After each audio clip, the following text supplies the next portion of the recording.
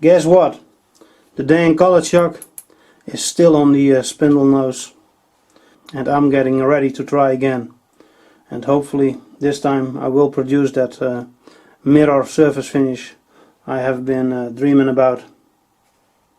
If you don't want to see another attempt at getting a perfect surface finish, I can understand that. And lucky for you, there are plenty other videos on the tube. But I'm not here to entertain the masses. I'm here on a personal quest. And if I don't get it done in this video, I will just make another one till there's nothing left of this collet shock. We don't need this today. For this attempt, I'm going to try this piece of high-speed steel that I already showed in the previous video, and one of these braced on carbide boring bars. I guess one of these two, because they still have the pointy bit. I used to use these quite a bit, but I really dislike them. I suspect they break already when you're just looking at them. Grinding this piece into a fitting boring bar took forever, and I only had to round off this side. The other sides were already ground down. And I even had to offer up some of my skin to the tool gods. I was grinding outside with the grinder on the garbage container, but it started to walk because of vibration, and before I knew it, I started to catch it when it almost fell, resulting in a piece of skin missing. But I guess we all had worse. At least the greenish color is going away, so that's a good thing. I say we start with this one. I will touch up the pointy bit and show you a picture. As you can see, I ground a nice big radius, and it's sharp. There was no problem to scrape a bit of my fingernail. This boring bar tool needs a whole stack of shims to get it on center height, or slightly above center height.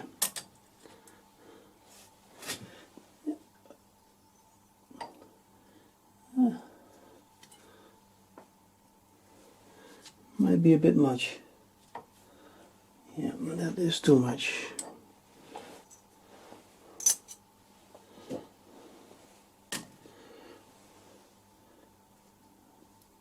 That will probably do it. It also has a whole lot of overhang, because the round part here is not supported. If I would use it like this, there's an air gap. Some oil as a lubricant. I think it's better than using WD-40.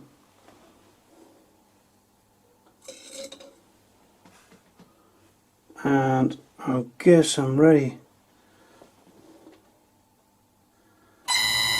Speeding up to 1000 RPM. And like before, I will have my assistant blow through the spindle. So I have decided to run the lathe at 800 RPM, because at 1000 RPM there is a noticeable vibration, and the camera that's on the bench starts to shake a little. You could also see this in the previous video. So 800 RPM it is. Okay, here we go.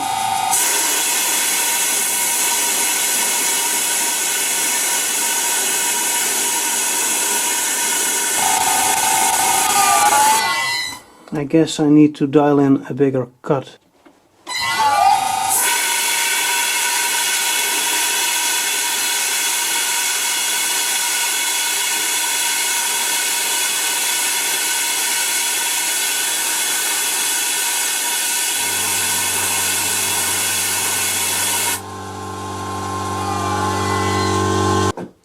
It feels like something went wrong, like something was robbing.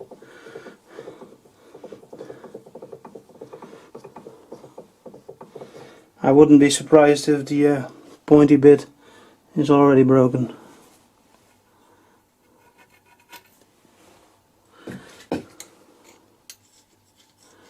Well, the finish isn't something to write home about.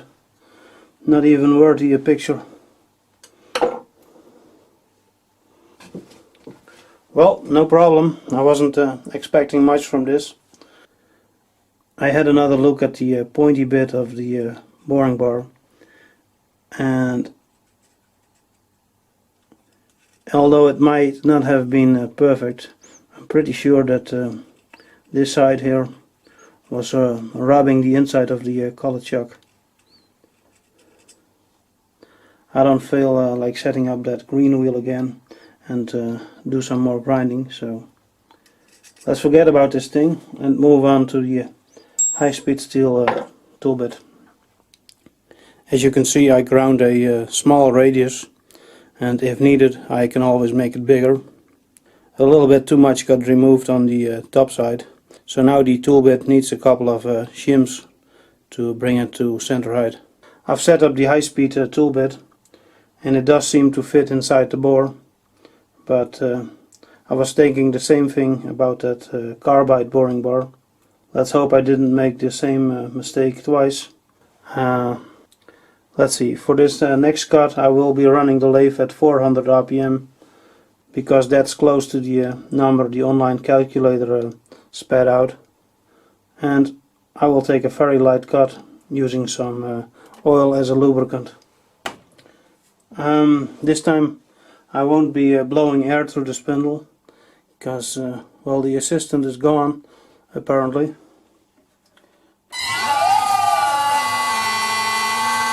That's 400 RPM. And that's a bit of oil. Feeding it in slowly.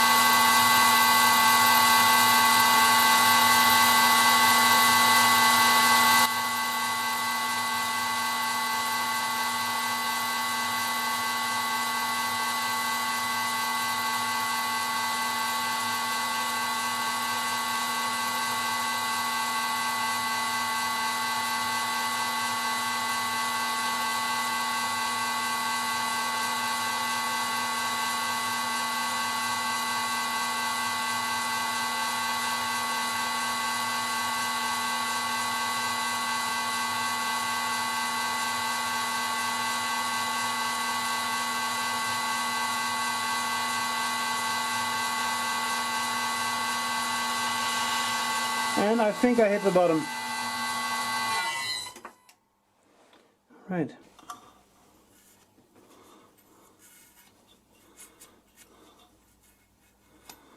Huh. I think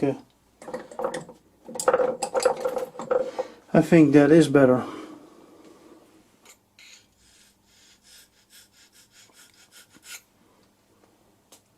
I will take a picture now. This looks and feels certainly a lot better than anything I've accomplished with Carbide so far, but still it is no mirror finish, and the surface gets a bit rougher down in the bore. But you have to remember, I wasn't using any compressed air to blow out the chips. Besides, without a automatic feed, it's probably hard to get this right on such a light cut. I might even get a better surface finish if I increase the radius and turn the ball handle even slower. But I'm not going to. I know enough. I have proven to myself that HSS does work better on my old and slow lathe, and that's what counts here. Besides, if I get a mirror finish, there would be no reason for another video about this subject. Next time I'm planning to try out an internal shearing tool after I make one.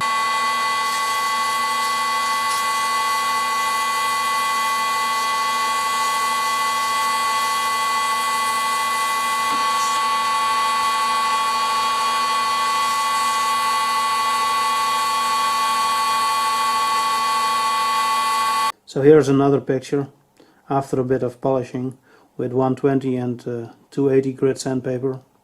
Although I am starting to wonder if a mirror finish is what you want with a color chuck. Not that it matters for now, but if anyone has a thought about this, put it in the comments. Well, that's it, I guess. Till next time. Oh, one more thing. I've been digging out this plum tree, and it looks like it's grafted onto another tree. So that might make a nice bowl and give me something to do this summer.